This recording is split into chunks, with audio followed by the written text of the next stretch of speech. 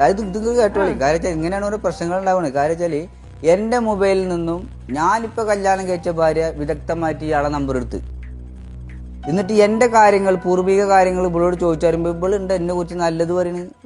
പറയോ? പറയില്ല. ഇവള് കേറ്റി അടിച്ച് എന്ന് പറഞ്ഞിട്ട് ഇതൊക്കെ കേട്ടിട്ട് ഇത് കേട്ട് നോക്കുമ്പോ പുതിയത് വന്നതല്ലേ. എന്റെ വീരസാഹസ കഥകളാണ് ഈ കേൾക്കണത്. എന്താപ്പ ഇത് ആരാണ് ഇപ്പൊ ഞാന് ഇരിക്കന്നെ തോന്നിപ്പോയി ഞാൻ ആരാന്ന്. കാര്യം വെച്ചാൽ ആദ്യത്തെ ഭാര്യയൊക്കെ തന്നെ കേൾക്കണ്. അങ്ങനെ അവര് അമ്മായിമ്മയും മോളും കൂടി പറഞ്ഞ മാതിരി വിലം കിട്ടി കൊറേ കളിച്ചു നോക്കി. നടക്കില്ല. അനക്ക് വേണ്ടേ ഇറങ്ങിക്കോ. ജീവിക്കണ പോരെ.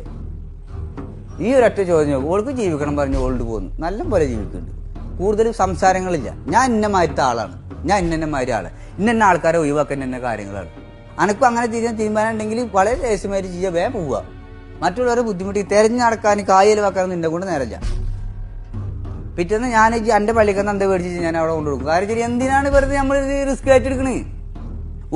രണ്ട് കൂട്ടർ ചിന്തിക്കണം. ഞാൻ ജീവിക്കണം, എനിക്കും ജീവിക്കണം, സമൂഹത്തിൽ നല്ലൊരു പേരുണ്ടാക്കണം, ഒരു കുട്ടീനെ മദ്രസ ചേർക്കണം, സ്കൂളിൽ ചേർക്കണം, ഐറ്റിങ് വലുതാവണം, ഞങ്ങൾ കൂട്ടുകുടുംബം വരണം, ഒരു കല്യാണം ആയി കഴിഞ്ഞാൽ എല്ലാവരും വരണം. ഇതൊക്കെ ആഗ്രഹിക്കാത്ത മനുഷ്യന്മാരൊന്നും ലോകത്താരല്ല. ഇതൊന്നും ഇവരാഗ്രഹിക്കണില്ല. ഇവർക്ക് നമ്മളെ തട്ടാത്തി മാത്രം മതി. ഇങ്ങനെ കൂടി ഒറ്റയ്ക്ക് തിന്നെ കിടന്നു